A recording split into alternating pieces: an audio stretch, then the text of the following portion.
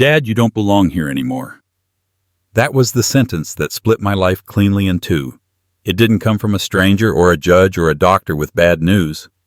It came from my own son, spoken with the calm precision of a man who had practiced the line in front of a mirror. My name is Richard Coleman, 62 years old, and this is the night my children tried to evict me from my own life. Before we continue, don't forget to subscribe and turn on notifications. We post a new story every day. Leave a like and comment the city you're watching from. Now let me take you back into that room. Michael stood in the middle of my living room with his arms crossed, his polished shoes planted firmly on the hardwood floor I refinished by hand 2 decades earlier, the same floor he once crawled across as a toddler, now used as a stage for my dismissal. His tone cut through the room like an attorney shutting down a witness. Behind him, Karen mirrored his stance, arms folded, chin raised, expression set with quiet certainty. Not cruelty, not anger, something colder, indifference disguised as logic. "Richard," she said, skipping the word Dad entirely, "you need to think about selling this house and moving out. It's too big for you. You can't take care of it anymore." Her voice was too smooth, too polished. The kind of tone someone uses when they've convinced themselves that hurting you is an act of responsibility. The clock above the mantel ticked loudly, almost theatrically, as if it wanted to underline the silence that followed. I sat in my old recliner, the one shaped to my body after years of holding me through winter's storms, grief, and small joys. My hands closed around the worn armrests until I felt the fabric press into my palms. The pulse in my neck throbbed, but I kept my voice inside, letting the moment stretch, letting the truth of what they were doing settle into the air. Michael exhaled sharply. "Dad, it's not logical for you to stay here. The property taxes are draining your retirement. The roof needs repair. The furnace is dying. You could move into a condo on the east side of Springfield. I have a friend in real estate who can list this place immediately. You'd be better off." Better off. The words echoed in me like pebbles dropped into a deep well. Better off without the oak tree I planted the year he was born. Better off without the porch Laura and I painted together, laughing when we spilled streaks of white paint on each other. Better off without the rooms filled with the breath of the life I built through hard years and harder choices. Karen stepped in quickly, too quickly, as though they had rehearsed this too. "And you'd be closer to us. We could keep an eye on you." I lifted my gaze to hers. No warmth, no concern, only calculation masked as care. "This is my home," I said, quieter than I intended. Michael shook his head slowly, eyes narrowing, the same expression he used in courtrooms when he wanted to corner someone into admitting defeat. "It was your home, Dad. But things change. You can't hold on forever." Behind him, the photographs lining the wall blurred slightly. Laura in her Sunday dress. Emily and Michael as children sitting on the porch steps. Our old retriever bounding through the yard. Each frame told a story they had already decided no longer mattered. I pushed myself up from the recliner. My knees protested, but they held. I looked them both in the eyes. "You think I'm a burden?" Karen's lips tightened into a thin professional smile. The kind you give when you want to pretend empathy while accelerating someone toward the exit. "We just want what's best for you," she said. "For me? Or for you?" The question sat in my throat like a stone. Michael rubbed his forehead, sighing dramatically as if he were the one being inconvenienced. "Dad, face reality. The house is too much for you.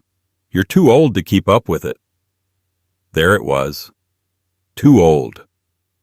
The hands that built this home, hands that carried lumber, repaired roofs, raised children, were suddenly considered useless. A relic. A liability. I turned toward the window. Outside, the oak tree stood tall against the fading light. Its branches stretched wide like a memory refusing to fold. Laura loved that tree. She used to sit beneath it with a book while the kids played. Emily had swung from the lowest branch when she was small. I built that swing myself. A swell of memory rose inside me, not as nostalgia, but as resolve. A reminder of everything I had given, everything I had poured into this place.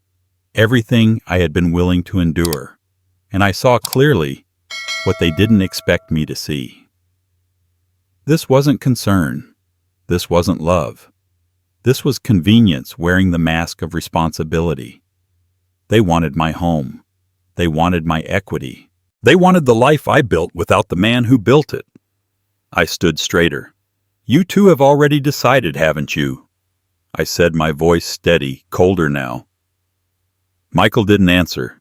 Karen didn't blink. Their silence was confirmation.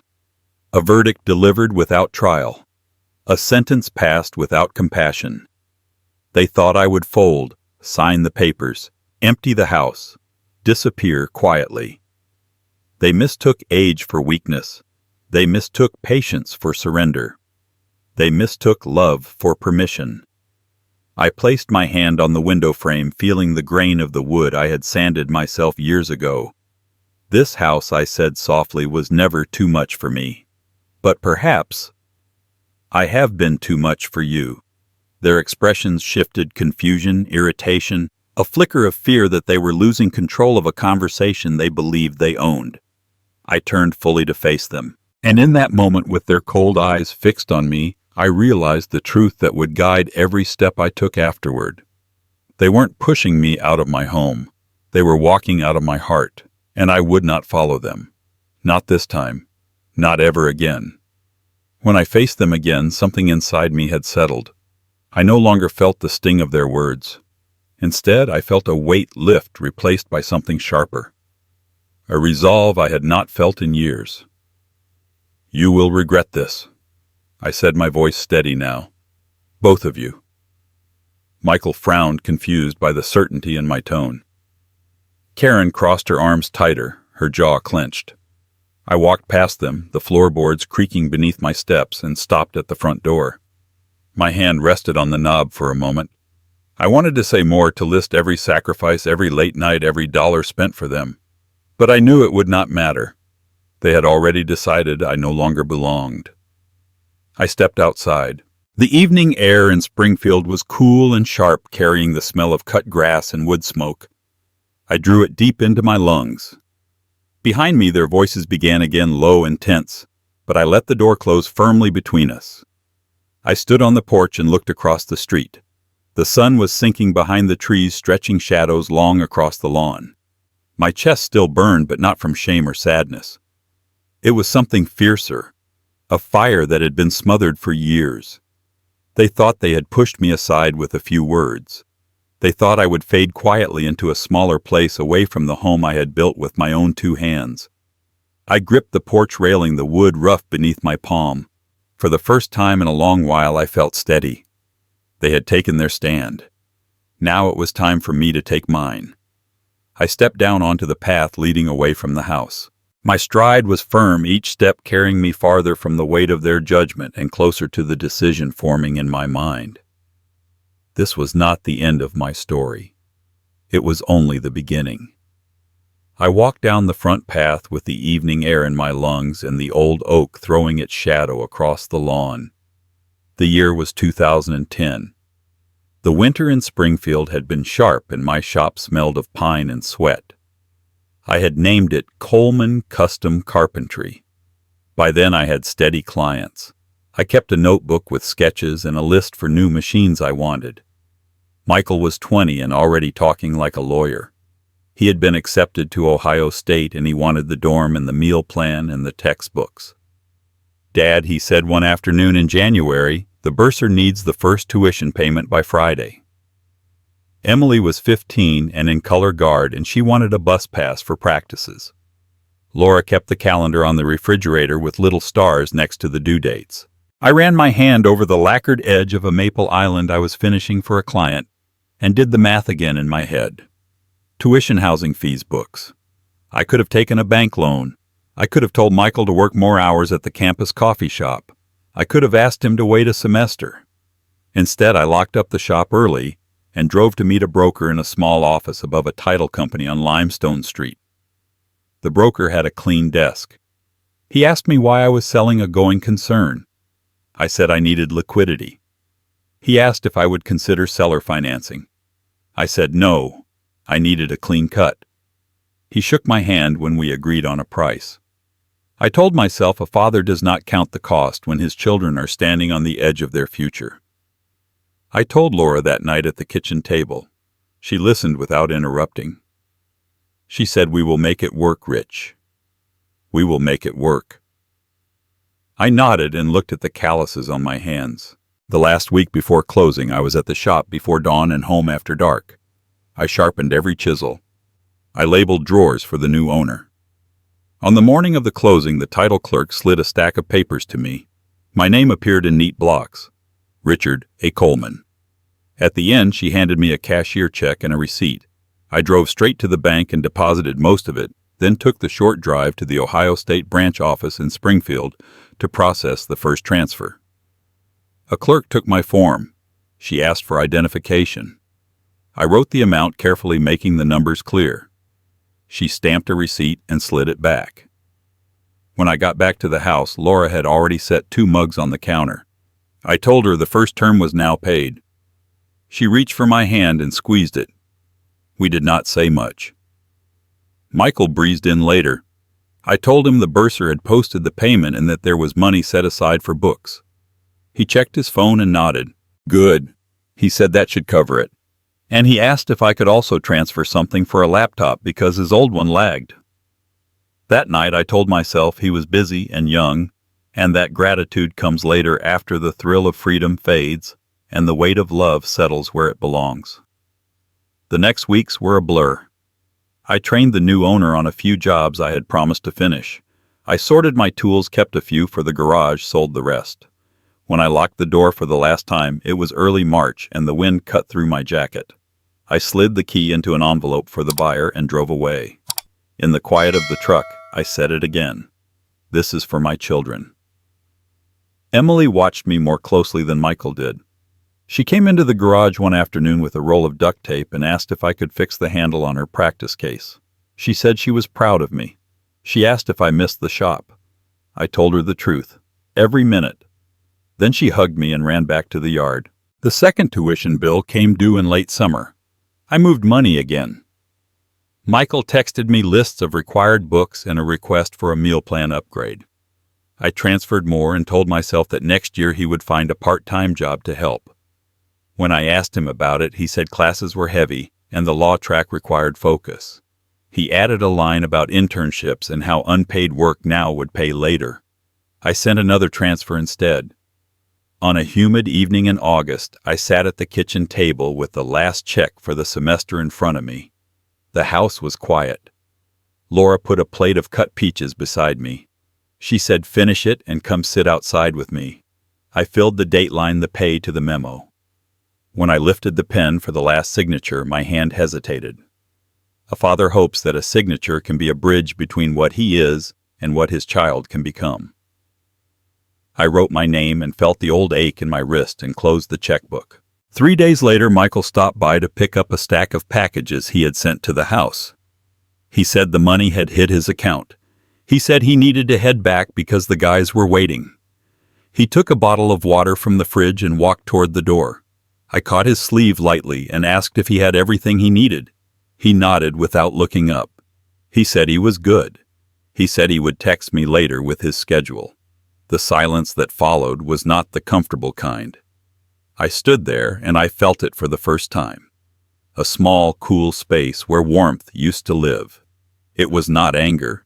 It was not disappointment, not yet. It was the knowledge that I had poured something deep and expensive into a well, and the surface had not moved. I picked up the cap and twisted it back on the bottle. I wiped the ring of water from the counter with the heel of my hand.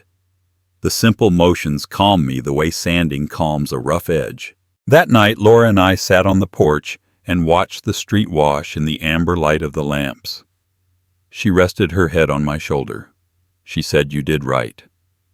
I said, "I know." When we went inside, I put the last receipt in the file drawer labeled Education and closed it gently. The next morning I woke before the sun and made coffee and stood in the doorway of the empty space in the garage where my greater plans had once lived. It was just concrete and a window and a hook for a work light. I told myself a new season had arrived. I told myself that sacrifice would grow a future big enough for all of us. I said the words out loud to see if they sounded true. The house answered with its familiar creaks. I poured a second cup and sat at the table and looked at the neat stack of receipts and bank slips and the small note Laura had left there in her tidy hand. We will make it work. I placed my palm on the paper as if warmth could pass through it and back again. When the phone buzzed a little later with another message from Michael about a parking permit charge that was higher than expected, I opened the banking app and moved another small amount. The confirmation screen lit the room for a second and went dark. I set the phone down and listened to the house breathe. In that quiet, I felt the seed of something I could not yet name settle into the grain of my heart and stay there. Spring drifted into summer, and then into the year the doctors began using words that made the room colder. Laura started with a cough that would not shake loose. By February of 2018, we were taking the early drive to the clinic before sunrise. I kept my hand steady on the wheel. She kept her hands folded in her lap. We did not need many words. Tests led to more tests. I kept a small notebook in my pocket and wrote down every instruction. I asked questions, simple ones at first, then the kind that come when you realize the ground is moving beneath your feet. Emily came home from Columbus every weekend she could. She sat with Laura in the afternoons and read aloud from the paper. When Laura felt strong enough, they walked to the porch and watched the oak throw dappled shade on the grass. Michael called often at first. He asked about test results and medications, and then he asked about money. He said he could draw up papers to protect the house. He talked about trusts and transfer on death deeds and the way probate might slow everything down. He said selling might make sense in the long run. His voice was calm, persuasive, practiced. I said we would take it one step at a time. Some days Laura had the old light in her eyes and teased me for fussing over her blanket. Other days she slept through the afternoon and woke only to whisper for water. I learned which joke could still pull a smile when the room felt too heavy. The day the oncologist spoke plainly, he said the treatment had held as long as it could. He said we could fight longer, but the fight would be different now. Laura nodded. She reached for my hand first, and then for Emily's. Home hospice entered our lives with quiet competence and warm faces. I set up a bed by the window that looked toward the tree. Neighbors brought food and stories. Emily slept on the couch most nights and woke at every shift of air. Michael visited on a Saturday every few weeks and spoke to Laura softly for a few minutes. On one of those afternoons, he said we should consider a reverse mortgage. I nodded without nodding. On a clear morning in August, the house grew very still. Laura squeezed my hand, then Emily's. I pressed my forehead to hers and told her I would keep the house the way she liked it. I told her the porch would be swept. I told her the curtains would be washed in the first warm week of spring. Emily cried quietly into my shoulder. We stayed that way until the nurse touched my arm and whispered that she would make the necessary calls. After the funeral, Emily took charge of thank you notes and handed me a pen when a message needed my voice. Michael came by 2 days later in a pressed blue shirt and a tie I had bought him for his first job. He wanted to review some paperwork. He pointed to the deed and asked how it was titled. He asked about life insurance allocations and beneficiary designations. He asked whether I had considered retitling assets to simplify transfer. I listened and gave him answers where I could. He said something then that made the room tilt. He said that eventually the house would be his anyway, and that planning early would save us hassle. Emily turned and stared at him. She said, "This house is Mom's heart." He shrugged and said he was only being practical. I felt something inside me cool and harden. I kept the kitchen clean the way Laura liked it. Emily came by on Thursdays to walk with me. She told me about her unit at the hospital, about a patient who made the nurses laugh about how grief comes in waves, and that it is fine to let it break. I said little. Michael's calls grew shorter. He sent links to articles about downsizing. He forwarded emails from a mortgage broker he knew in Dayton. He mentioned that a colleague could help set up a trust with him as trustee. When I did not respond the way he expected, he pivoted to other topics. He asked if I had considered selling the old truck. He said I could ride with him sometimes. On a chilly afternoon in October, I found myself in the garage. I opened the cabinet where I kept what was left of my tools and took out a small can of oil. The banister at the bottom of the stairs had dried out. Laura ran her hand along it every evening when she went up to bed. The work was simple. It was something I could do. Emily knocked and let herself in. She said it feels like the house is breathing again. She asked if Michael was coming for Sunday dinner. I said he had texted that he had to be in Cincinnati. She asked what I wanted to do with the boxes in the hall closet. We worked together folding and stacking. When she left, she hugged me tight and held on a second longer than usual. That night I sat at the kitchen table and spread out the mail. A note from the church asked for volunteers at the winter coat drive. I read Michael's message twice. Perhaps he would not have said it so plainly if Laura had been in the room. Perhaps he would have said it anyway. I rested my hand on the table and looked at the smooth patch of wood Laura used to polish with a rag on Saturdays. I could hear her voice in my head reminding me to be patient, to be fair, to see the best first. I tried. I failed. The cool space I had felt on that afternoon in August widened enough for me to step inside and take a long look around. It was not anger. It was recognition. It was seeing my son clearly through the clean glass of grief and understanding that warmth does not return simply because you wish it would. By the time winter leaned into 2022, I kept busy out of habit. I repaired a loose gate latch for the Whitmans next door, and work kept thoughts in line. Then the calls started coming from Michael. He said a client payment was delayed and he needed a short bridge for a week. He said Karen had a dental bill that insurance had misprocessed. He said the interest rate on their card would gouge them if I did not step in. I transferred money from my savings and marked the notes in a small column in my ledger. Emily saw me writing one evening when she came by with rotisserie chicken and a bag of salad. "You are helping him again." I told her it was temporary. "Dad," she said softly, "there is a difference between an emergency and a pattern." I nodded and changed the subject to the weather. Spring brought longer light and more asks. He said the firm had moved him to a new team and that he needed to look the part. He needed help covering a suit and shoes he had already charged. I told him I would move the money. Karen visited with him 2 weekends in a row. She looked around the living room. When I poured coffee for all of us, she asked about the grinder. Later she said she had been reviewing their budget and that they were concerned about my lack of a comprehensive plan. She said older parents often struggle to manage cash flow and investments. I told her I had managed fine. In May, Michael asked for help with a tax bill. The number was larger than the others. I moved the funds. Emily found me at the porch table 2 days later with the ledger. She asked if we could look at the numbers together. I slid the notebook to her. She said only this feels like more than a rough patch.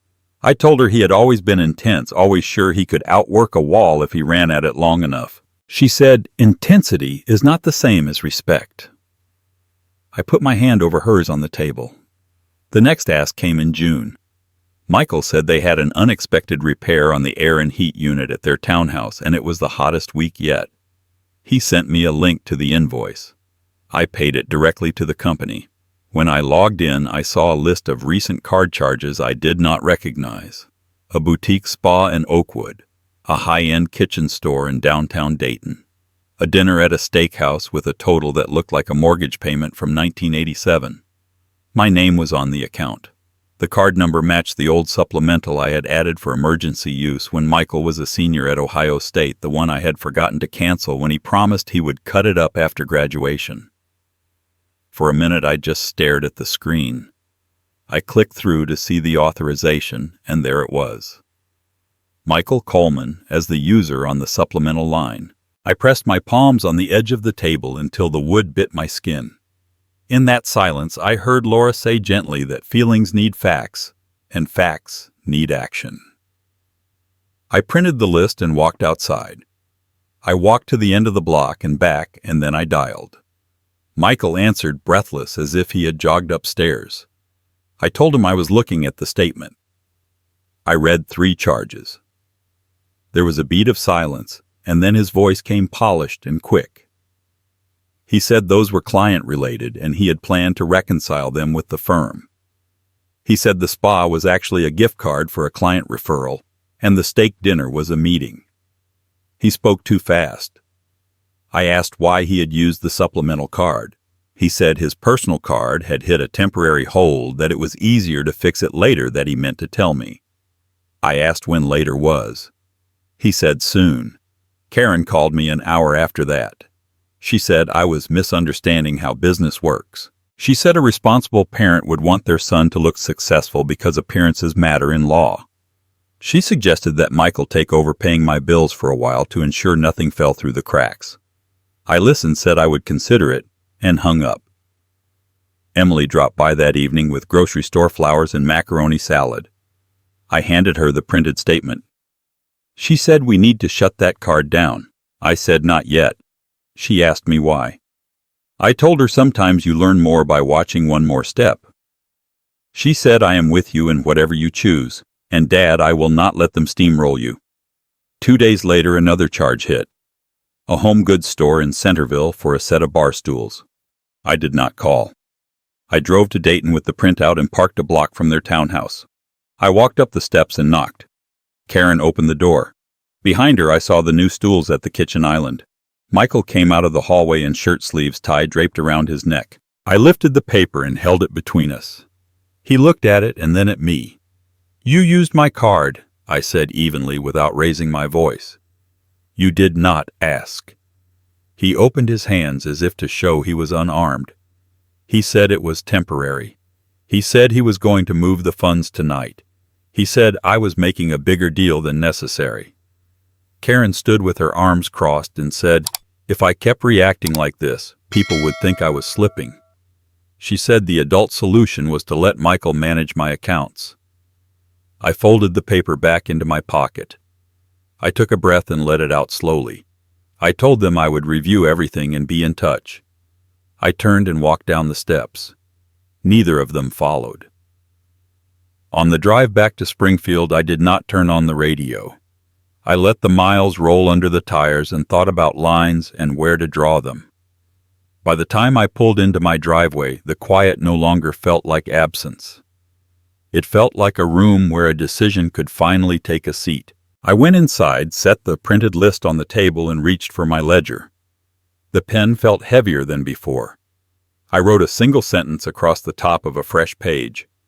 Enough. Then I closed the book and listened to the house breathe. January brought a pale sun and a cold morning. I salted the walk. Inside, I made coffee. The doorbell rang just after 9. Through the glass, I saw Michael in a dark coat and Karen behind him. He said he had brought paperwork to make things easier. Karen brushed past and set her bag on the kitchen island. Michael asked if we could sit at the table. He began arranging pages into neat stacks. He said words like streamlining and peace of mind. I sat across from him and watched his hands. He slid the first packet toward me. He said this was a listing agreement with a friend in Columbus who specialized in properties like mine. He said the market would cool soon and that we should move quickly. Karen picked up the second stack. She said this was a transition plan, a soft name for moving me out of the house and into their townhouse until they found a suitable condo near them. She laid out the benefits as if reading from a brochure. I let their voices flow past for a minute. Michael tapped a line on the listing agreement. He said this was the price range the agent expected and how that would translate into cash after fees and taxes. He said he could set up a trust to manage the proceeds. He did not use the word father. I lifted the top page and read enough to see dates and clauses that were already filled with my name. Richard A. Coleman. My stomach tightened at the sight of my own name used as a tool. I set the page down. Karen said the house was too much for me now. She said the porch needed work, the roof would not last another winter, and that the furnace was ancient. She added that older adults often cling to houses for sentimental reasons and then end up paying more in repairs. She suggested that I was on the verge of making poor decisions. She said Michael and she had the bandwidth to take care of things in a modern way. I folded my hands so I would not drum my fingers on the table. I told them both that I appreciated the thought, but I was not signing anything today. He said the point was to act before a crisis. He said I was alone in a 4-bedroom house and that loneliness was dangerous. He said people take advantage and that I was lucky to have children who were proactive. He said it was time to be practical. Karen said I should accept that I was old and that it was best to live with them for a while. She added that managing money can get confusing at my stage and that she already saw signs I was out of my depth. The room went very still. I wished Laura could step in from the yard, wipe her hands on a dish towel, and tell them to lower their voices in her kitchen. Emily had warned me about patterns. The asks that became assumptions. The assumptions that became expectations. I thought of the supplemental card charges and the way the bar stools had gleamed under the townhouse lights. I thought of the sentence Michael had once said softly after Laura died, that the house would be his eventually. I felt the old cool place in my chest expand just enough to give me space to think clearly. I stood and walked to the sink. I turned and leaned my hips against the counter. I told them again that I was not signing anything and that the house would remain mine. I said the roof would be handled when needed and that my knees were not their business. My voice was calm. Karen said I was being stubborn and ungrateful. She said they were trying to save me from myself. She said I had already shown I do not manage accounts well, pointing vaguely toward the room with my desk. She said Michael had been picking up my slack for months and that he was tired. Michael put both hands flat on the table. He said if I refused to sign now, it would only drag out the inevitable. He said there were legal paths to make sure assets were managed in the family interest. He said he would prefer not to go that route. I told him to pick up the papers. He did not move. She said I was just being dramatic. She said I had always wanted to be the hero of a story that did not exist. She said I had been a burden for years and that I should stop pretending otherwise. Something in me that had been patient for a long time stood up. I walked back to the table and picked up the listing agreement. I set it down across the stacks. I looked at my son and said I would not be bullied in my own kitchen. I told him that guardianship was not a club to swing at a parent. I told him to leave the papers or take them, but that my decision would not change. He stared at me for a long moment. The air between us felt like a courtroom that had emptied, but the verdict had not yet been read. He glanced at Karen. She gave the smallest nod. He squared his shoulders the way he did when addressing a jury. He said the sentence he had been carrying for months. "Dad, you don't belong here anymore." The words did not surprise me. They landed like a hammer on a nail already set. The house did not shake. The oak outside did not bend. The only movement was a small shift inside me where grief lives beside pride, and both learned something new about endurance. I did not answer him right away. I picked up the pen he had placed in front of me and clicked it once. The sound was sharp, final, familiar. I set the pen down and walked to the doorway. I told them both to see themselves out. Michael gathered the papers with more force than necessary. He slipped the pen back into the folder as if that would take back the click. At the door, Michael paused. He said I was making a mistake that would hurt everyone. He said I was forcing his hand. I held the door open. He waited for me to speak. I did not. He stepped onto the porch. Karen followed. I closed the door gently, and the latch caught with the small sound I have heard 1,000 times after a family dinner or a Sunday night. I stood with my back against the wood and let out a breath that felt like it had been waiting for years. The kitchen was still bright. The table was slightly askew. I straightened it. I put the extra chairs back where they belonged. I wiped a faint coffee ring from the island and tossed the cloth into the sink. Simple motions to steady the room. Through the window I watched their car pull away. The street returned to its ordinary quiet. A mower started 2 houses over and then stopped. I turned off the coffee maker and listened as the last drip hit the burner. Then I walked to the desk, opened the drawer with the file folders, and took out a blank pad. The first page felt rough under my hand. I wrote 3 words slowly until the ink settled into the paper. Not for sale. I set the pad beside the ledger and looked out at the yard where the oak reached into a pale winter sky. The house breathed around me, patient and alive, and I let the stillness gather before the next call I knew I would have to make. I stood at the window until the car was gone. The house held me steady, and in that stillness, Laura stepped into my mind. Keep the house rich. It is the heart of this family. I took out the small address book we had kept in the top drawer.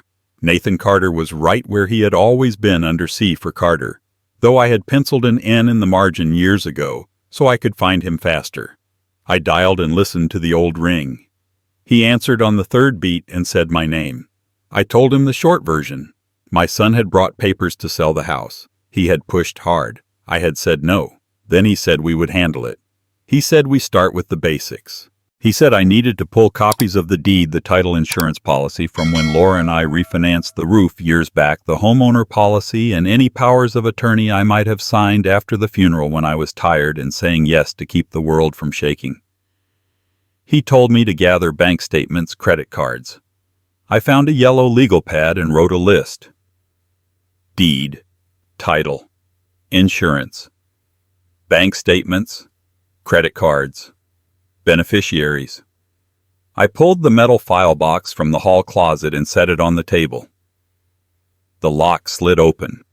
Inside were the careful folders Laura had labeled in her tidy hand. Taxes, house, vehicles, education. I added a new tab with a blank label and wrote estate, and then under that, I wrote today. The deed was in the house folder behind copies of the survey with its neat little drawing of our yard. The title policy was stapled to a letter from the lender. I set those in a stack. I found the homeowner policy and the last premium receipt.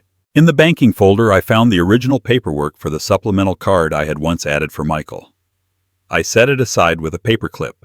I needed a plan. Nathan called back before I could ring him again. He said he had cleared his afternoon. He said to bring everything to his place in the old brick building off Market Street. I told him I would be there by 2. I drove through Springfield. Nathan met me at the door. He hugged me, then stepped back to see if anything was broken that could be fixed. We spread the papers out on his dining table. He nodded at the deed and title. He lifted the supplemental card form and looked at me over his glasses. I told him I had already decided to shut that down. He said, good. He said, do it today. He asked about beneficiaries on my bank accounts. I told him they were old. He said we would refresh everything. He asked about my will. I told him it was a simple document from years ago and that it had not been touched since Laura died. He did not scold. A new will. A revocable living trust if we decided it fit. Pay on death designations for accounts. A transfer on death designation affidavit for the house, if that made sense given the trust. A healthcare proxy and a durable power of attorney with strict limits and clear triggers. We talked through people. He asked about Emily. I told him she was steady and kind and that she understood the house better than anyone alive because she had watched Laura love it. He asked about Michael.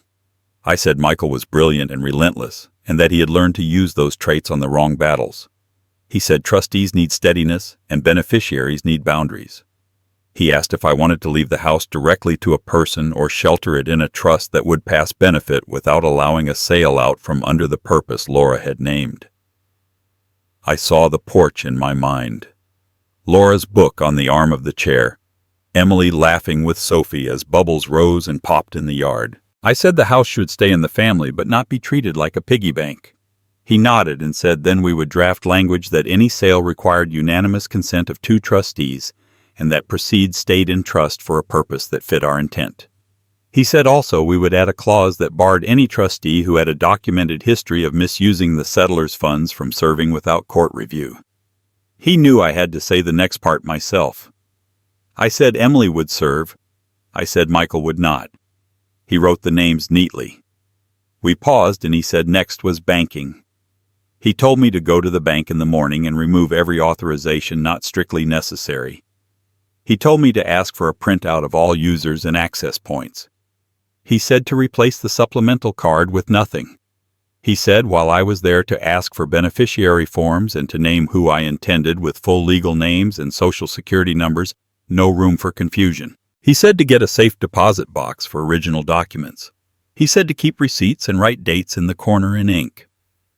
I thought about calling Michael to tell him to back off. I thought about telling Emily to come sit with me and draft 1,000 lists. I looked at the stack of papers, the neat columns of dates the way Nathan's notes already made a map. I heard Laura again. Keep the house. The sentence did not sound like nostalgia. It sounded like instruction. I told Nathan I would do all of it and that I would do it quietly. He asked if I wanted him to call Michael as a courtesy to head off a confrontation. I shook my head. I said not yet. He nodded and underlined a date on his pad. We gathered the folders. He offered to walk me through wording for anything a banker might push back on. He told me what to say if someone suggested a joint account for convenience or asked to add a manager. He said say no and repeat it plainly. He said if the teller wanted a reason, I should say safeguarding. He said if the manager wanted a reason, I should say counsel advises. I set the file box on the desk and took out a small black notebook Laura had given me the Christmas before she got sick. The first pages were blank. I wrote a date and then wrote bank beneficiaries, safe deposit, P.O. box. I wrote attorney will draft trust draft healthcare proxy power of attorney with limits. I wrote deed review and decide whether to file transfer on death affidavit after trust is complete. I ate a simple supper and washed the plate. I walked the rooms with a quiet kind of inventory. The nick in the hallway where Michael had run a toy truck too fast. The scuff on the baseboard Laura never minded. The sun stain where her favorite rug had faded into a soft memory. I stopped at the porch and touched the rail I had oiled in the fall. It felt like the house breathing against my palm. The phone buzzed once with a message from Michael asking if I had reconsidered. I set the phone face down. He would learn the difference soon enough. I shut the curtains and locked the back door. I slid the file box under the desk and set my wallet and keys beside the checklist so nothing would slow me in the morning. In the quiet, I said a few words to Laura. Then I turned off the lamp and let the house rest, knowing that by the time the bank opened, the first nails of this new frame would already be set. Morning light pressed through the curtains, and I was already at the kitchen table with the checklist Nathan had drawn for me. A car door shut out front. I looked up and saw Emily on the walk with a paper bag in one hand and Sophie beside her. Emily called through the door. She stepped in and set the bag on the counter. "I am here, Dad," she said. Sophie came straight at me. "Grandpa?" She said into my sweater, "Don't let them take your house." The words lodged in my chest. I bent and held her. I told her I was not going anywhere. She let me go and stood back and announced that she had brought her markers. Emily handed me a pack of blueberry muffins and set out plates. While Sophie rummaged for her markers, Emily rested a hand on my shoulder. "Michael texted me," she said. "He said he came by yesterday with papers. He said you were stubborn." I told her what had happened. I told her about the listing agreement already filled with my name, about Karen, about the sentence Michael had rehearsed. Emily listened without interrupting. When I finished, she nodded. "We will not let them do this." Sophie tugged at my sleeve and asked if she could sit on the porch to draw the oak. I wrapped a scarf around her neck and followed her outside. The air had winter clarity and the tree stood against the pale sky like a guardian. Sophie sat cross-legged on the boards and started to trace the trunk. She said Grandma loved this tree, and I said yes, she did. She said then we will love it for her. I sat on the step and watched her sketch. Inside, Emily poured coffee. "Tell me your plan," she said. I slid the checklist toward her. Bank visit, beneficiaries, safe deposit, attorney drafts. She read each line and nodded. She asked if I wanted company to the bank. I told her I might need her later, but today I wanted to do the first steps alone. She said then we will double-check the forms together tonight. Sophie finished her first drawing and ran in to show us. She had written one word under the trunk in careful letters. Home. I taped her drawing to the refrigerator where Laura used to put school papers. Sophie asked if she could do a second one from the kitchen window. I told her to pick the best view. Emily and I carried the file box to the table. She asked about the supplemental card, and I told her I planned to shut it down. She said good, and then added that we should print copies of every recent statement and keep a log of calls. The doorbell rang and both of us froze. I went to the window and saw only the mail carrier leaving a package on the porch. I exhaled and felt the house relax with me. I carried the box inside. Sophie asked if she could open it. I said yes, and she pulled out a set of garden bulbs Emily had ordered a week ago. We pulled on jackets and went to the small bed along the south fence. The soil gave easily under the trowel. Sophie placed each bulb. Emily brushed a curl from her face and smiled. I thought of Laura's sentence, "Keep the house," and knew that she would have approved of this small act of faith with our hands in the earth. Back inside, Emily wiped her palms on a towel and said we should talk about Michael. She said he would not back down on his own. She said he would likely escalate when silence did not give him the result he expected. She said she would call him not to argue, but to tell him clearly that he had crossed a line and that I was not alone. I said, "Do what you think is right." She nodded.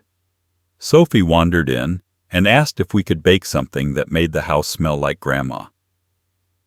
Emily smiled and went to the cabinet where Laura kept her recipe box. She pulled out the card for oatmeal cookies and set it on the counter. Sophie cracked eggs with intense concentration, and I creamed butter and sugar. Emily measured flour. While the first tray baked, Emily made the call in the dining room. I heard only her steady voice. She stated facts. She said Dad is not selling. She said stop using his name and his accounts. She said if you push, we will push back. She returned to the kitchen. He hung up on me, she said. He will be back. We will be ready. The timer dinged and I pulled the tray from the oven. Sophie cheered. We let the cookies cool and then ate 2 each standing at the counter. Sophie leaned into me. She said again, "Grandpa, don't let them take your house." I put my arm around her. Emily looked at the checklist again and then at the refrigerator where Sophie's drawing hung. She reached for my hand and squeezed once. "We are with you," she said. "All the way." I felt something in me shift from private resolve to a shared plan. We cleared the counter and rinsed the bowls. Sophie packed 2 cookies in a napkin for the road and tucked a third into her backpack. Emily gathered her scarf and keys and then hesitated. "Do you want us to stay tonight?" she asked. I thought of the morning ahead. "Stay for supper," I said, "and then go. I will sleep better knowing we stood together today." We ate simple and talked about Sophie's spelling bee and the coat drive at church and a neighbor who had built a ramp for his wife after her knee surgery. When the dishes were done and the porch light clicked on, Emily kissed my cheek and told me to call if anything shifted. Sophie hugged me, then ran back for a second hug. They waved from the car, and I stood on the steps until the taillights turned the corner. I walked to the refrigerator and touched the edge of Sophie's drawing. Home. I stood there a long moment and let the word become a decision. Then I set the coffee pot for morning, placed the checklist by my keys, and turned off the kitchen light. The room settled around me. I woke before the alarm and brewed coffee in the dark, then dressed carefully. The list sat by my keys. Bank beneficiary, safe deposit, 2-factor revocations. I slid the file folder into a canvas bag. The lobby at First Franklin on Limestone opened at 9. Jeff Sanders stood from his desk when he saw me coming. He shook my hand and asked how I was. I told him I needed to clean house. We sat in his office and I set the folder on the desk. I said I wanted a printout of every account under my name, including any authorized users, joint holders, and any powers of attorney on file. He clicked his keyboard and handed me the first stack and a pen. We went line by line. Checking ending in 2147 savings, ending in 9013, and the old credit line tied to the house. Then the list of card users. There it was in plain type. Supplemental user, Michael Coleman. Jeff said we can remove the user immediately and issue a new card number for the main account. He asked if I wanted to set daily limits. I told him yes, but for me only. He began to type forms and turn screens for signatures. Next, we pulled up the section for authorizations.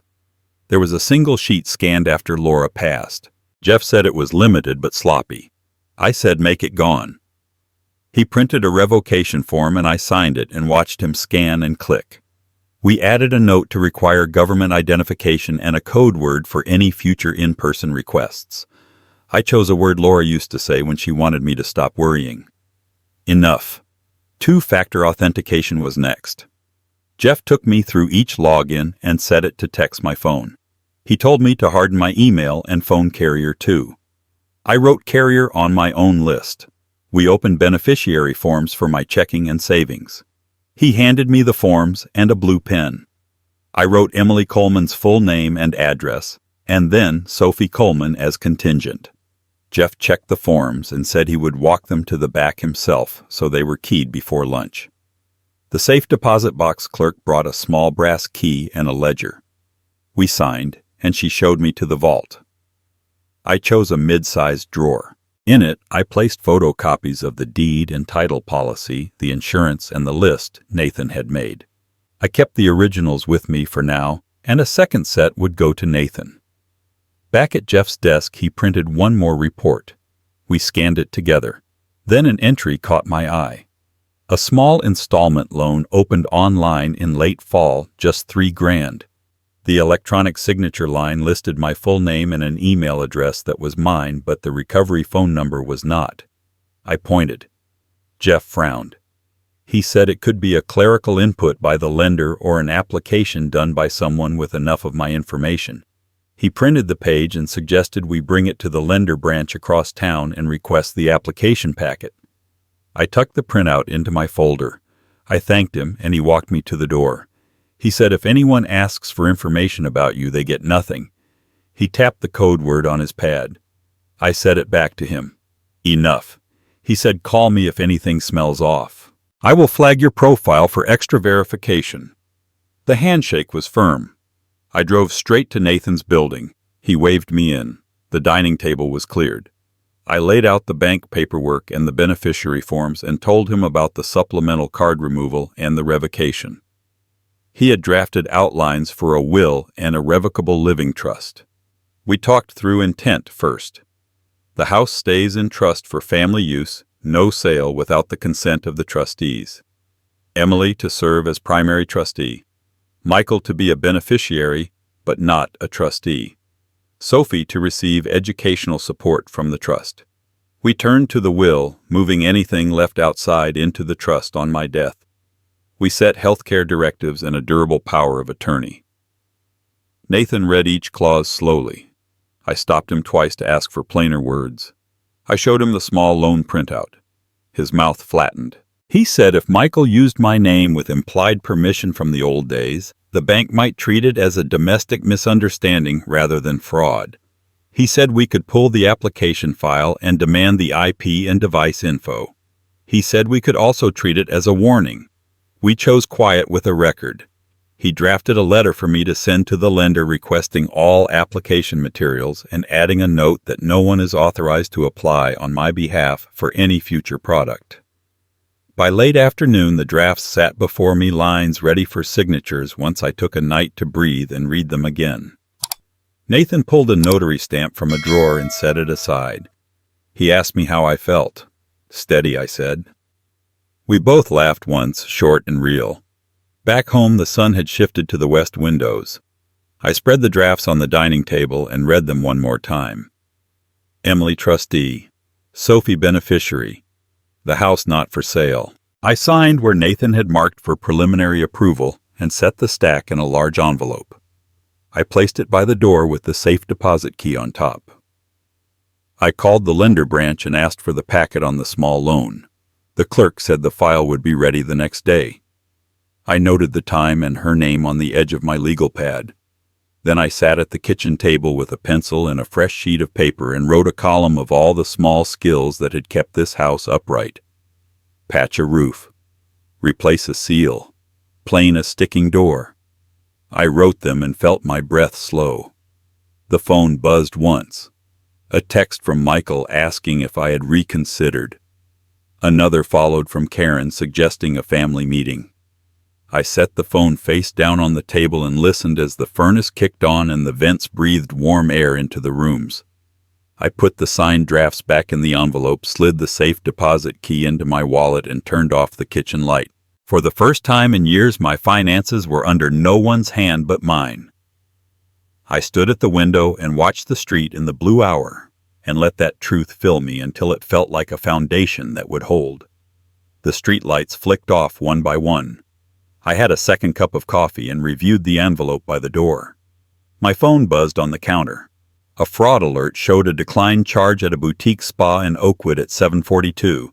Another buzz followed with a decline at a high-end home store minutes later. By late morning, a car pulled hard to the curb. Michael came up the walk fast. I opened before the third hit on the door. He shouldered past me a step and then stopped when I did not move. He said his card was declined and that I had humiliated him in front of people who matter. He said a manager had looked at him like a liar, and that he had to pay with cash he did not plan to use. I told him the supplemental card was gone and the number changed. I told him any use of my name or accounts without permission would now meet a closed gate. He stepped closer and said I had overreacted to a simple delay and that I had no idea how reputation works in his line of work. He said he was building relationships and that I had just made him look small. Karen appeared in the doorway behind him. She said we needed to sit down and make adult decisions. She said I had always been stubborn and that now it was turning dangerous. She said she and Michael had looked into guardianship options for elders who resist help, and that the courts could be reasonable if presented with a clear record of poor choices. I said we can talk on the porch. He looked at me for a long second, then walked back outside. Karen followed. Michael started again. He said I had cut him off without warning and that I was jeopardizing the family. He said if I insisted on clinging to this old place, then every expense would be on me, and that he would not bail me out when the roof failed or the furnace died. He said selling was still the rational option. I told him I was not asking him for anything. I told him I had revoked all authorizations and added protections, and that any misstep with my accounts would now be a matter of record. I said law does not stand with the greedy. Karen cut in. She said I was throwing around words I do not understand.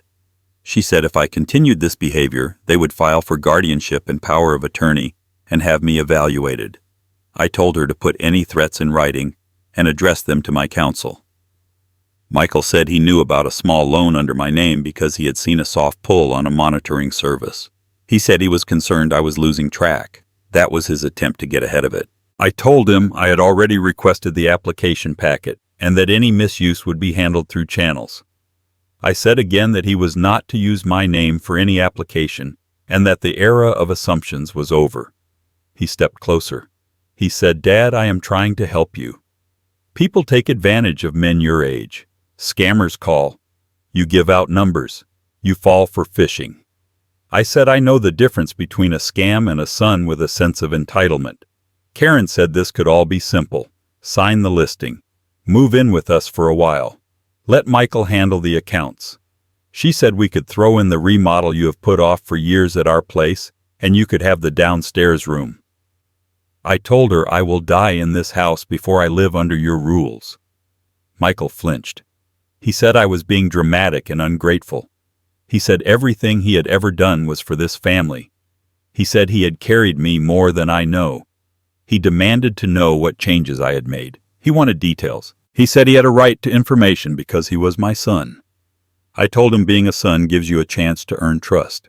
He said he would go to court. He said he would show the judge how unreasonable I had become and how unsafe this house was for a man my age. The argument spiraled and then settled into a tight circle. He repeated his warnings. I repeated my decisions. She said my memory seemed faulty. She said I had always been better with wood than numbers. She said it was time to hand the wheel to younger hands. I thought of Emily and Sophie planting bulbs. Finally, Michael straightened and looked at his watch. He said he would handle this his way then. He said I had forced his hand. He said I would regret turning my own son into an opponent. He took a step down and turned. He said he would bring me to heel. He said I had no idea what I was up against. He said he would take me apart piece by piece if that is what it took. Karen gave me a little smile that did not reach her eyes. She said, "We will talk soon." They walked to the car. The engine started and they pulled away too fast for a quiet street. I sat at the table and pulled the legal pad toward me. I wrote the date and the time and a short account of what had been said. Then I listed the next steps. Call Nathan to summarize and to put him on notice for possible filings. Pick up the loan packet from the lender. Add a camera at the porch. Ask Jeff at the bank to add an extra verbal step on in-person withdrawals. Copy beneficiary forms and store one set in the safe deposit box. My phone buzzed again and I let it go. I turned the phone face down and wrote one more line. Do not engage by text. Require everything in writing to counsel. I stood and went to the window. Across the street, Mrs. Whitman wrestled a trash can lid into place and waved without knowing she had. The oak cast a lattice of shadow on the grass. I placed my palm on the glass and felt the cool press back. Then I turned toward the hallway where my coat hung, picked up the envelope by the door, and stepped into the steady light of a day that had already chosen its direction. I walked down the church steps with the envelope still in my coat pocket, the morning sun breaking through a thin veil of clouds. It felt like the air itself had shifted, as if the world had been waiting for me to move and finally exhaled once I did. By the time I reached the sidewalk, I could already see neighbors watching me from across the street, their faces carrying that uneasy mix of curiosity and sympathy. Word travels fast in Springfield, faster than anyone admits, and I knew before long the whole town would know about the fight inside my family. At the grocery store 2 days later, I felt it in the way Mrs. Delaney looked at me. She was usually all chatter about her grandchildren, but now her smile faltered, and her hand lingered too long on the change she passed me. Behind me, someone whispered, their voice pitched just low enough to make me strain. He got thrown out of his own house. The words stung, though, not because they weren't true, but because they carried the gleeful weight of gossip. Emily called that night. "Dad, they're saying awful things at the PTA. Karen's been talking to anyone who'll listen, telling them you've lost your grip, that you don't know what you're doing." I sat at the kitchen table with the phone pressed to my ear and let her words wash over me. My daughter's loyalty cut deeper than any rumor. "I don't care what they say," Emily told me, her voice fierce in a way that reminded me of her mother. "I know the truth, and I'll say it out loud if I have to." The following Sunday at Springfield Baptist, she did exactly that. The fellowship hall was full after service, people carrying paper plates loaded with casseroles and slices of pie, their voices rising in the familiar hum of small-town conversation. I sat near the coffee urn nursing a styrofoam cup when Emily stood by the piano and cleared her throat. Her daughter Sophie clung to her hand wide-eyed, sensing something serious. "I want to say something." Emily began, her voice steady, though her hands trembled. "Many of you have heard stories about my father, about what's happening in our family. Karen and Michael have said things that aren't true, things meant to shame him." I watched the room still itself, the way prairie grass stills when a storm front moves in. "My father is not a burden," she went on. "He sacrificed for us for decades, and Michael has been trying to take from him what isn't his." There was a murmur, a shifting of feet. Someone dropped a fork. Emily's chin lifted. "I won't stand by while my brother and his wife tell lies. My dad deserves respect, not rumors." Sophie tugged free from her hand and ran straight to me, throwing her arms around my waist. "Don't let them take your house, Grandpa," she whispered loud enough for half the room to hear. I felt the sting in my eyes before I could stop it, the warmth of her small arms wrapped tight as if her belief alone could anchor me. Then the twist came sudden and sharp. From the back of the hall, old Mr. Patterson, who had worked 30 years at the county office, raised his voice. "I seen Michael myself," he said, his voice gravelly but clear. "Seen him behind the bank on Oak Street taking an envelope from a man in a suit. Didn't look right." He caught the eyes of everyone staring and added, "Thought maybe it was business, but now I'm not so sure." The room rippled like someone had dropped a stone into calm water. Michael had built his reputation on being responsible, upright, the man who followed rules. To hear a respected neighbor question that image was more than gossip. It was a spark to dry timber. Karen, standing near the serving table, flushed crimson and tried to laugh it off. "That's ridiculous," she snapped, but no one laughed with her. By the time the church council met the next evening, the whispers had become questions. Pastor Graham called me into the office first. "Richard," he said gently, "you've been a part of this congregation longer than I've been alive. Folks are concerned." I leaned forward, my palms flat on the desk. "Concerned about what, Pastor? About who's telling the truth?" His eyes didn't waver. "Emily's testimony. Mr. Patterson's claim. Michael's denials. People want clarity." In the fellowship hall, the council sat in a row of folding chairs, and the room filled with townsfolk who rarely missed a chance to weigh in on scandal. Karen perched beside Michael, her mouth tight, her hand gripping his arm as though she could keep him from slipping. Emily stood on the opposite side, Sophie beside her, both of them facing the crowd with a calm that seemed borrowed from somewhere beyond themselves.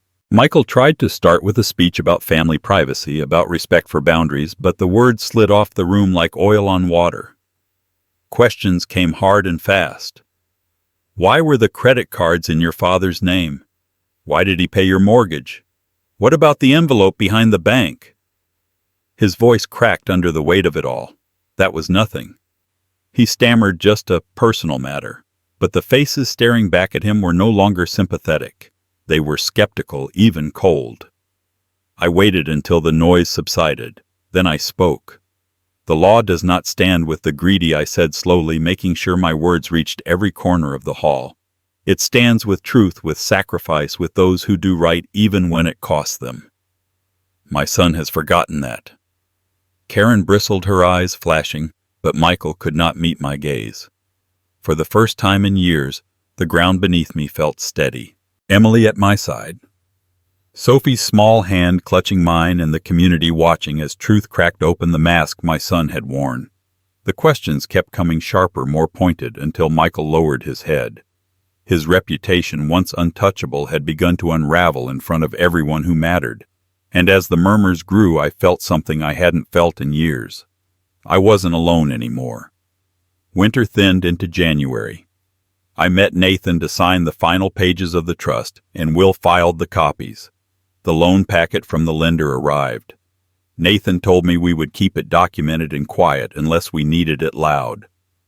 By late February, the whisper that began in our fellowship hall reached Dayton. Emily called and said she had heard from a woman whose brother worked at Brackett and Miles. She said the firm had opened an internal review. I stood with the phone pressed to my ear. In March, I saw Michael only in glimpses, once from across a parking lot, another time from my porch when his car rolled past too quickly for the street, Karen staring straight ahead. The letter came to him in April. Later, Emily confirmed it. He was terminated for cause after a findings meeting. The firm had chosen clean over loyal. Karen lasted 2 more weeks. I watched the moving truck back into their drive. Michael tried to lift a heavy box.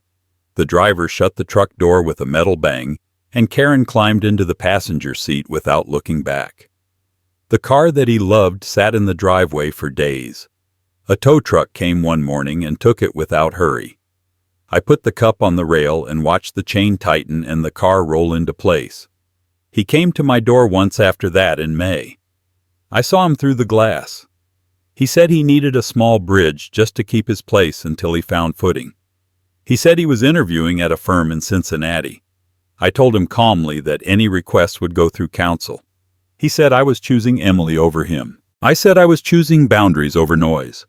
Then he turned and left. In June, he called. He said he had applied for a line of credit, and the bank had questions about a previous small loan linked to my name. He asked if I had started something to make him look bad. I told him not to use my name for anything and to speak to Nathan if he had concerns. He texted a half apology that tried to sound like an explanation. I did not answer. I wrote the date and time and the gist of it in my notebook. By midsummer, his lawn grew shaggy. Mrs. Whitman left a plate of cookies at his doorstep, and it went untouched. The church prayer list held his name at the bottom with a line that said, "Employment and Direction." Emily said she had seen him at a hardware store grabbing shifts. Karen did not come back. Word floated through the quiet channels that she had opened her own account and moved what remained of their savings. I did not add to it. I kept my porch swept and my ledger tidy. In August, I found Michael on the church steps after an evening meeting. He stood with his hands in his pockets and looked past me at the darkening street. He said without preface that they would not take him back. He said the letter from Brackett and Miles meant other firms would not touch him for a year. I told him I hoped he would use the time to think about what led him here. He said he had nothing to think about except rent. He asked again for money. I told him no. The words fell like small stones at my feet. In September, a notice went up in the church bulletin that the stewardship committee had moved to a new treasurer. Michael's name did not appear on any committee. The pastor preached a sermon on humility. He shook my hand at the door after service. Emily kept bringing Sophie on Sundays. They sat with me. After service, Emily asked me how I was sleeping. She asked whether Michael had been in touch. I told her yes and no, that he had reached out, but the words were not the kind that build. She nodded. October put a crisp edge on the air. I raked leaves into low hills and Sophie jumped through them. Emily baked a pie in my oven. In a quiet moment, I stood at the window and saw Michael walk past on the far sidewalk. His coat was thin. His hair needed a trim. He did not look up. I did not call out. I wish I could say I felt relief. I did not. What I felt was something like a long breath, the kind a carpenter takes after a board splits, and he knows he must cut a new piece rather than force the broken one into place. I set my hand on the porch rail and let its smoothness steady me. By November, the first hard frost silvered the yard and the church choir rehearsed carols. Inside, I folded a letter from the lender confirming that the loan in my name was closed without penalty and that future applications would require in-person verification with identification. Nathan had underlined a sentence on the copy he kept and wrote good in the margin. I saw Michael last on a Wednesday after Thanksgiving near dusk. He stood outside the strip mall laundromat with a plastic bag in one hand. A cold wind moved down limestone, and he turned his face into it. He did not see me. I watched a moment longer than I should have, and then crossed to my truck. I sat with my hands on the wheel and let a sigh escape that felt older than both of us. Not triumph, not pity exactly. A surrender to the truth that a son can build his own ruin plank by plank, even if you taught him better. I drove home in the early dark and parked by the oak. The house glowed in the front windows. I carried in the mail and set it on the table, turned on the kettle, and listened to the rooms breathe. The season had turned and the year had done what years do, carving its mark on everything it touched. I stood in the doorway and watched steam rise, then fade, and knew that some losses are simply the shape of a lesson finishing its work.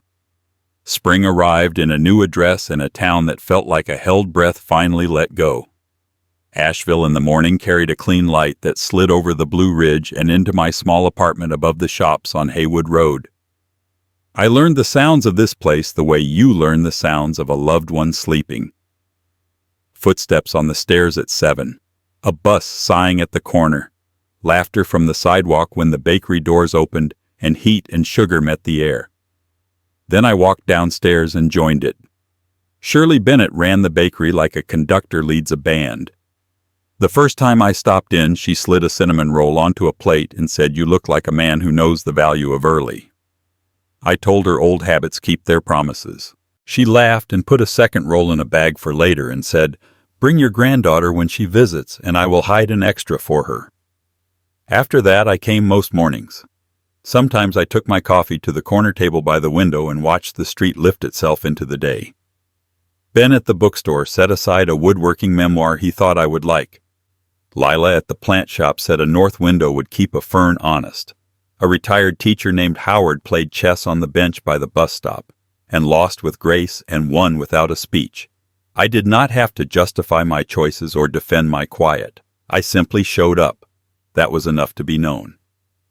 Emily and Sophie arrived in April when the dogwoods were showing white and the hills wore a soft green that makes people slow down without knowing why. I met them at the station and Sophie ran the last few steps with her backpack bumping each stride. Emily hugged me hard and long, and when she stepped back she studied my face the way a nurse studies a chart and said, "You look rested." We carried their bags up the stairs and filled the apartment with the sounds I had missed. A kettle beginning to sing. Sophie found the balcony and declared it perfect for a tiny garden. We bought a bag of soil and small pots from Lila and planted basil and mint and a tomato that promised fruit if we promised water. She lined the pots like soldiers and gave each one a name.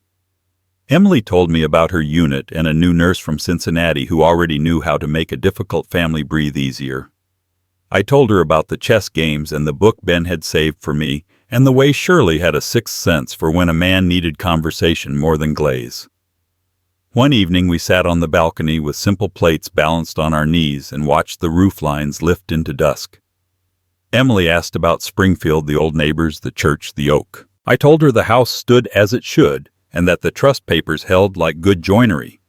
I told her she and Sophie were named exactly where Laura would have wanted them, and that nothing important would be sold because Hurry had asked for it. Emily nodded and rested her hand on my arm for a long, quiet minute. "I kept my promise to your mother," I said, and the words felt like a board cut true at last. Sophie drew the oak from memory in the margin of a bakery bag and taped it to my refrigerator with the serious pride only a child can sustain. She said the real one misses you, but the drawing will watch you sleep. I told her I believed her. Later she fell asleep on the couch with a book on her chest, and the city humming below like a lullaby written for old men and small girls who both needed rest. Emily covered her with a light blanket, and we crossed the room with the hush of people who remember a house where not everyone is sleeping anymore. The days folded into a rhythm that made sense. Mornings at the bakery, a walk by the river, a repair here and there for a neighbor who learned I still liked the feel of a screwdriver in my hand. The work was small and clean and kind. When I looked in the mirror, I did not see a man reduced by age. I saw a craftsman with fewer tools and more patience. That felt like an honest trade. Sometimes memory slid in beside me without warning. In the grocery aisle where Laura once teased me about the brand of mustard I refused to abandon. In the corner of the bakery when Shirley wiped a table with the same efficient circle Laura used on Saturdays. On Sunday mornings when the bell of a church a few blocks over rang with a tone that matched the one in Springfield in a way that made my chest ache and settle at the same time. News from Ohio arrived in small, careful notes. Emily kept me informed without trying to bind me to the past. Michael was quiet. He picked up hours here and there. He had not reached out lately. The church had met its coat drive goal. Mrs. Whitman had a new great-grandson and named him after her father. I listened and held each fact the way you hold a tool you have used for years, respectfully, without need to prove anything. One afternoon, Shirley asked if I could look at a bench leg that had loosened in the bakery. I brought a small kit and tightened the bolt and added a shim to the mortise. She watched my hands and said, "There you go, then the world holds again." I could not have put it better. As I stood to leave, she tucked a paper bag into my palm and said, "For your girls." I let the words settle in a place that had been empty. Summer tipped toward fall, and the mountains took on that deep blue only a handful of places can earn. On the last evening of their visit, Emily and Sophie and I walked the ridge above town where the sky keeps its promises. I squeezed her hand and she squeezed back. We stood in a line looking out at the soft, dark hills, and for a moment I could feel Laura on my other side the way you can feel sun through your eyelids. I told her quietly that the house was safe, and the family had bent but not broken, and that I had tried to be the kind of man she believed I could be.